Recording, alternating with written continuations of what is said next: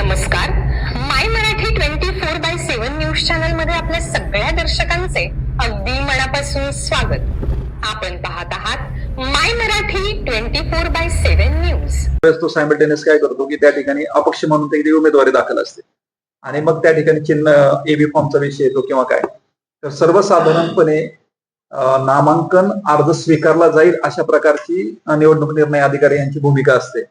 परंतु ते विहित मुदतीत तुम्हाला देखील रिटर्न कंप्लायन्स म्हणजे आम्ही तुम्हाला तुम्ही जो दिलेला ऑब्व्हियसली तुम्ही जेव्हा इथं नामांकन अर्ज या ठिकाणी घेणार आहात त्यावेळेस तुम्ही तो स्वतः किंवा तुमचा अधिकृत प्रतिनिधी शक्यतो पत्र घेऊन म्हणजे लेखी प्राधिकृतपणे त्याला पत्र घेऊन बाबा माझ्यासाठी हा नामांकन अर्ज घेणार आहे. तर त्या ठिकाणी आपण कृपया आपला स्वतःचा भ्रमणध्वनी क्रमांक अधिकृत ईमेल आयडी त्या ठिकाणी दिल्यास आम्हाला काय होईल की तुमच्या अर्जामध्ये जर एखादी त्रुटी असेल तर ती तुम्हाला आम्हाला मेलद्वारे कळवता येईल. या व्यतिरिक्त जर भ्रमणध्वनी क्रमांक असेल तर संपर्क करून कळवता येईल.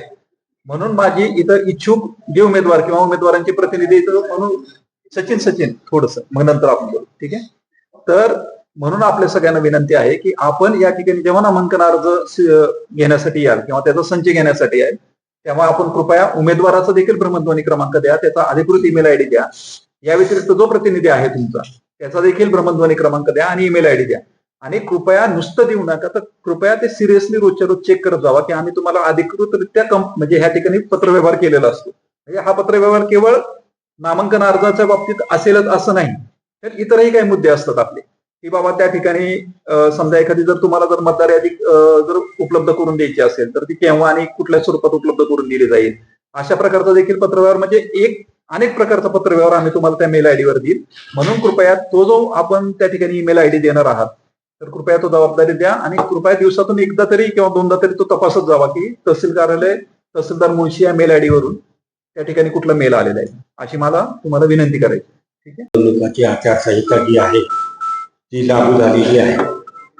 त्याच्यामुळं आता पुढे 7 तारखेपर्यंत जोपर्यंत ती मतमोजणी आहे त्याच्यानंतर तोपर्यंत ही आदर्श आचारसंहिता जी आहे ती आपल्या पूर्ण जिल्ह्यामध्ये लागू असणार आहे. त्या आदर्श आचारसंहितेचे पालन सगळ्याच पक्षाचे जे आहेत प्रतिनिधी उमेदवार त्यांनी करणे म्हणजे अपेक्षित आहे. आणि प्रचाराच्या दरम्यान किंवा अजून काही तुम्हाला अडचण भासली तर पोलीस आहेतच. तसंच तुम्हाला काही तक्रार करायची असेल तर 112 नंबर पण आहे की 10 मिनिटात पोलीस त्या ठिकाणी पोहोचतात. परंतु विनाकारण आदर्श आचारसंहितेचा भंग होऊ नये, पोलिसांना गुन्हे दाखल करणे हा जो विषय आहे तो टाळता येणारा विषय आहे. जर या संबंधाने आपण काळजी घेतली तर काहीच अडचण नाही. जसं आता सांगितलेलं आहे किंवा ज्यांचे कुणाचे बॅनर्स लागलेले असतील तर ते बॅनर्स जर काढून घेतले स्वतःहून तर चांगलं आहे. नाही तर मग सार्वजनिक विद्रूपण कायदा जो आहे त्या अनुषंगाने मग त्या गुन्हे दाखल होतात. तर कुठलाही गुन्हा दाखल उमेदवार किंवा प्रतिनिधी किंवा पक्षाचे जे काही कार्यकर्ते आहेत त्यांच्यावर अजिबात पोलिसांची इच्छा नाही. तुम्ही जेवढं सहकार्य करताल तेवढं पोलिसांकडून पण सहकार्य मिळणार आहे. दुसरं एक महत्वाचं एक सांगायचं आहे की या प्रचारादरम्यान तुम्हालाही वेळ नसणार आहे तर आम्ही आता महसूल प्रशासन आणि पोलीस प्रशासन असं एक ठरवतोय की सिंगल विंडो आम्ही एक करणार आहोत.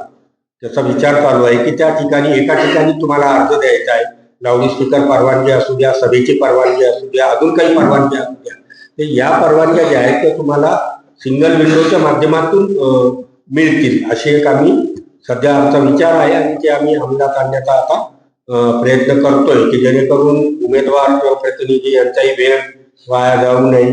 दिवसातून 3-3, 4-4 कुठे प्रचार सभा असतात तर त्या बाबतीत ते पोलीस स्टेशन आणि बाकीचे जे विभाग आहेत त्यांच्या माध्यमातून आम्ही परवानगी देण्याचा प्रयत्न करू.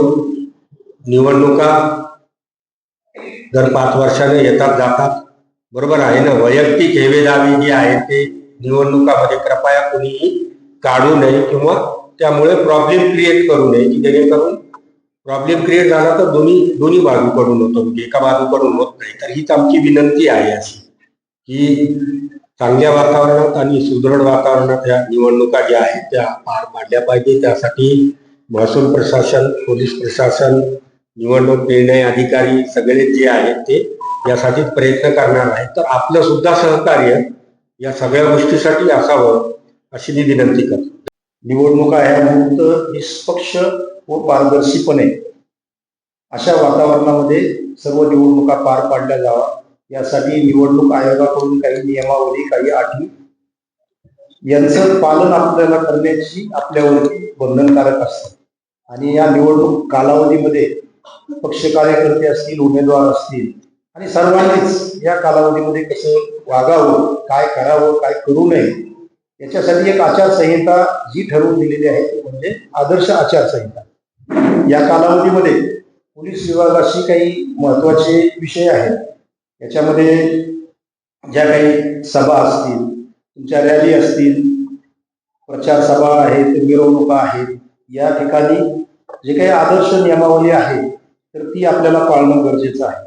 या ठिकाणी दंगली आहेत, मारामारी आहे, धमकी आहे, कोणाला मतदारांना देईल, एक उमेदवार दुसऱ्या उमेदवाराला देईल, तर अशा पद्धतीचे जे काही गुन्हेगारी स्वरूपाची कृत्य आहेत ते घडणार नाहीत या अनुषंगाने सर्वांनी खबरदारी घेणं गरजेचं आहे. त्याचबरोबर इलेक्शन दरम्यान पैशांचं वाटप आहे, दारू आहे, महागड्या भेटवस्तू आहेत, मतदारांना प्रलोभित करण्यासाठी कुठल्या तरी प्रकारचं प्रलोभन दाखवणं आहे, या सर्व गोष्टी कटाक्षाने टाळल्या जाव्यात. त्याचबरोबर धार्मिक, जातीय द्वेषपूर्ण भाषणं गटातटांमध्ये त्याच्यामुळे वाद निर्माण होतील, शांतता भंग होईल, कायदा सुव्यवस्थेचा प्रश्न निर्माण होईल. अशा प्रकारचं जे काही आचरण आहे ते या कालावधीमध्ये आपल्या कुणाच्याही हातून घडणार नाही याची काळजी घेणं गरजेचं आहे. याचबरोबर ज्या ठिकाणी आपण प्रचारासाठी एखाद्या इमारतीचा किंवा एखाद्या खाजगी जागेचा वापर करणार असेल तर त्या जागा मालकाची आपल्याला एनओसी घेणं बंधनकारक आहे.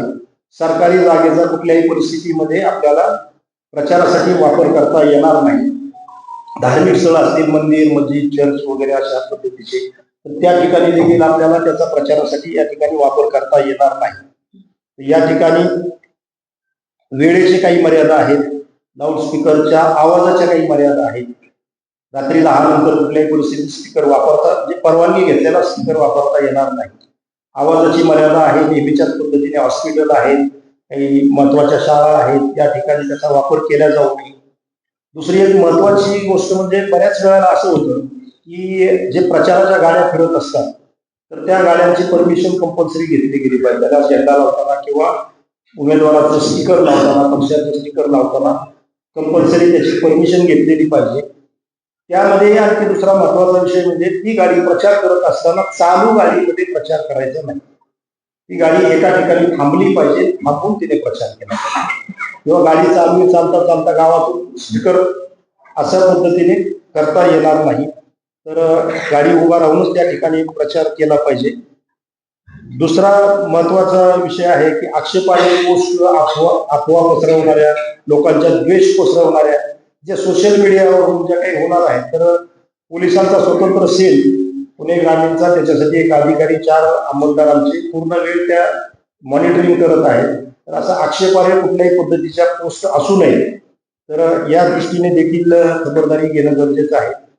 2017ला ज्या काही स्थानिक स्वराज्य संस्थेच्या निवडणुका झाल्या होत्या, पाठीमागच्या विधानसभेच्या निवडणुका असतील, त्याच्या आत्ताच्या लोकसभेच्या निवडणुका असतील, या कालावधीमध्ये ज्यांच्यावरती निवडणुकी संदर्भातील गुन्हे दाखल झालेले आहेत तर त्यांच्यावरती कंपल्सरी पोलिसांकडून प्रतिबंधात्मक कारवाई केली जाणार आहे. तसंच ज्यांचे गुन्हेगारी रेकॉर्ड आहे किंवा इलेक्शन दरम्यान त्यांच्याकडून शांतता भंग होण्याची शक्यता आहे तर अशा लोकांवर देखील प्रतिबंधात्मक कारवाया पोलिसांकडून केल्या जाणार आहेत. आपल्याकडून SST पॉईंट म्हणजे ज्या ठिकाणी नाकाबंदी आहे, FST पण आपण लावणार आहोत की जे सर्वेलन्स आहे, कुठली तक्रार असेल किंवा त्या ठिकाणी जाऊन कारवाई करणार आहेत. परत आपल्याकडे VST आहे, व्हिडिओग्राफी करणारी टीम आहे. तर अशा वेगवेगळ्या टीम आपल्यावरती या ठिकाणी लक्ष ठेवून राहणार आहे. त्याच्यामुळे आपल्याला सर्व गोष्टी ह्या अतिशय पारदर्शीपणे आणि भयमुक्त वातावरण या ठिकाणी पार पाडण्यासाठी मदत होणार आहे. निश्चितपणे ह्या निवडणुका देखील शांततेत आणि चांगल्या पद्धतीने पार पडतील अशी अपेक्षा आहे. धन्यवाद. तर उमेदवाराचं जे पक्ष कार्यालय आहे तर त्याचा मिनिमम डिस्टन्स किती असावा किंवा तिथे किती आकाराचा फ्लेक्स असावा, तर कृपया आपलं जे पक्ष कार्यालय आहे आपलं म्हणजे कोण म्हणजे असं फार मोठं पिंपरी चिंचवड किंवा पुण्यासारखं मेट्रोपॉलिटन नाही की अडचण आपण सगळे समजून घेऊ शकतो. तर कृपया आपलं जे निवडणूक कार्यालय आहे तर त्याच्या संदर्भात अधिकृतरित्या पत्रव्यवहार करण्यासंदर्भात आपल्या सगळ्यांना विनंती आहे. ठीक आहे, कारण एकाच ठिकाणी आहेत सगळ्यांना ज्ञात आहे, तर कृपया अधिकृतरित्या पत्रव्यवहार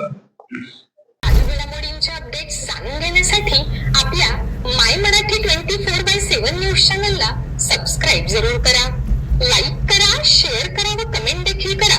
बेल आयकॉन वर प्रेस करा व नोटिफिकेशन्स मिळवा.